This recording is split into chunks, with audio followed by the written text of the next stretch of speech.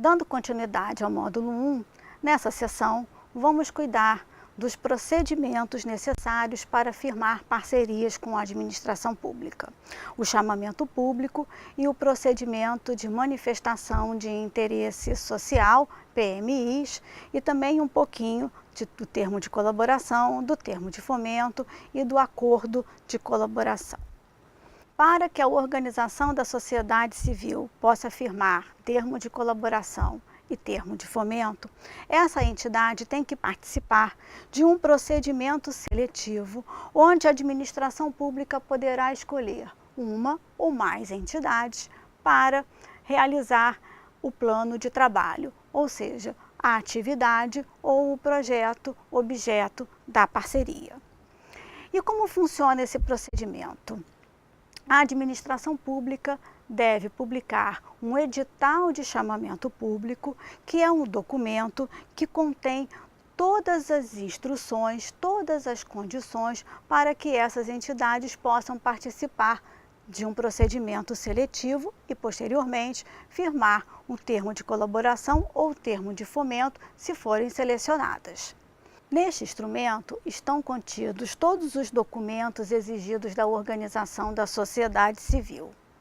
Além disso, também são explicitadas as normas que o procedimento observará, como é a forma de entrega da proposta, se a forma da entrega será eletrônica ou se será presencial, qual é a data que a administração pública espera que essas propostas sejam entregues, como se desenvolverá o procedimento seletivo, qual é o critério de escolha para a seleção da proposta considerada mais adequada para atender os objetivos do poder público e quais as condições que a organização da sociedade civil deve observar para que possa preparar uma proposta e oferecer no dia do julgamento.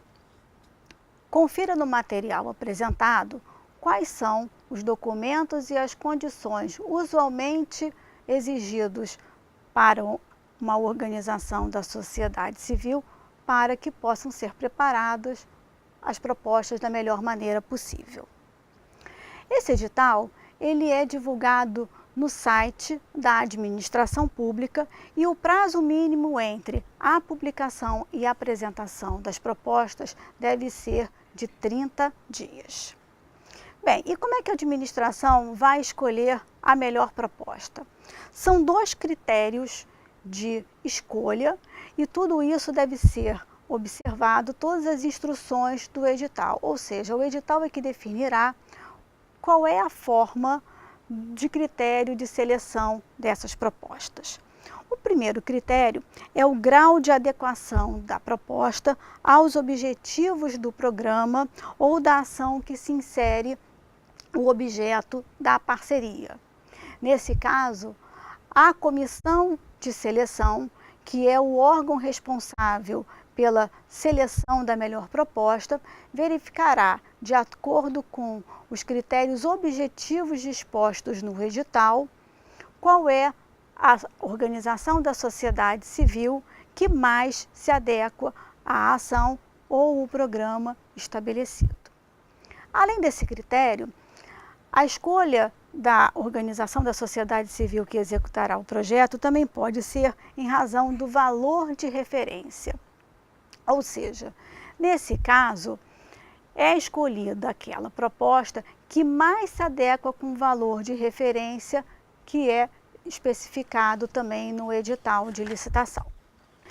Esse procedimento de chamamento público é a regra para a administração pública, ou seja, em princípio, a administração só pode firmar parceria com aquela organização da sociedade civil que participou previamente de um procedimento de chamamento público e que foi previamente selecionada. Mas a própria lei admite alguns casos em que não serão instaurados esses procedimentos. A lei denomina esses procedimentos de licitação dispensada, licitação dispensável ou inexigibilidade de licitação.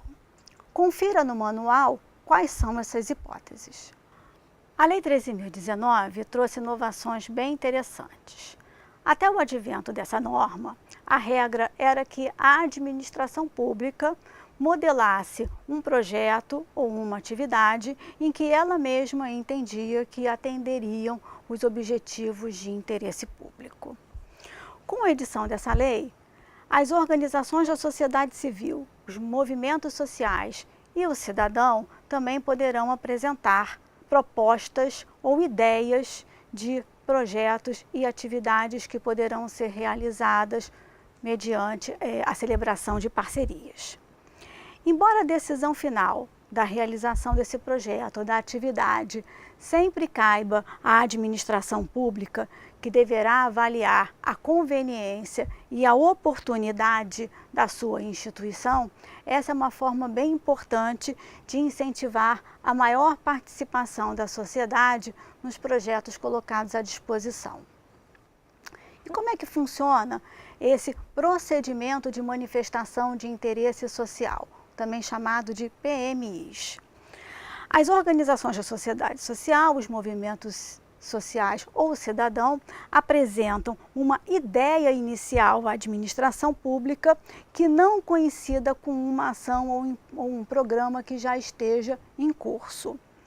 A administração pública, então, analisa a sua admissibilidade e decide a respeito da instauração de um procedimento próprio, que é esse PMIs, onde a sociedade, de uma forma em geral, poderá apresentar críticas, aprimoramentos, sugestões para que essa ideia possa, enfim, ser transformada num projeto ou numa atividade para ser realizada posteriormente.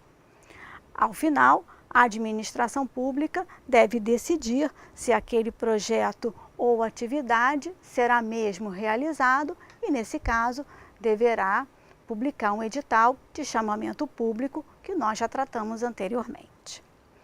Cada ente da federação vai estabelecer um procedimento para a instauração do seu PMIs. Mas é importante saber, a apresentação da ideia não garante que a organização da sociedade civil executará ao final esse projeto ou essa atividade, e muito menos que esse projeto e atividade serão mesmo desenvolvidos ao final. Ou seja, ao final, pode ser que a administração pública nem chegue a publicar o edital de chamamento público ou, se publicar, a entidade que apresentou a ideia originalmente pode não ser selecionada. Uma vez escolhida a organização da sociedade civil mediante o procedimento de chamamento público, a organização da sociedade civil que apresentou a melhor proposta será convocada para celebrar o termo de colaboração ou termo de fomento. As cláusulas contidas no termo de colaboração ou no termo de fomento são elaboradas pela administração pública. E há pouco espaço para que a organização da sociedade civil possa sugerir adequações, a não ser em caso de ilegalidade em que o edital pode ser impugnado. Confira no manual quais são as cláusulas que devem estar contidas nesses instrumentos. Mas, em linhas gerais, tanto o termo de fomento quanto o termo de colaboração devem estabelecer o objeto que será executado, ou seja, o projeto ou atividade que deverá ser desenvolvido pela organização da sociedade civil, quais são as obrigações em que as partes estão obrigadas a cumprir, a fixação de padrões que devem ser observados, como, por exemplo, um número mínimo de atendimento mensal à sociedade ou de pessoas beneficiadas para aquele projeto especificamente, se haverá ou não contrapartida da organização da sociedade civil, ou seja, se os recursos não serão exclusivamente públicos e se haverá também uma participação financeira dessa entidade para a realização do projeto, e qual é o valor e quais são as condições para que esses recursos possam ser ao final somados, qual é o prazo da parceria, como vai ser feito o monitoramento e avaliação da execução desse objeto, de quem são os bens adquiridos ao longo da parceria, enfim, várias condições muito importantes devem estar fixadas nesses dois termos. Quando o instrumento for, enfim, celebrado, caberá à administração pública realizar o monitoramento e a avaliação da parceria. Essas questões serão avaliadas na próxima sessão.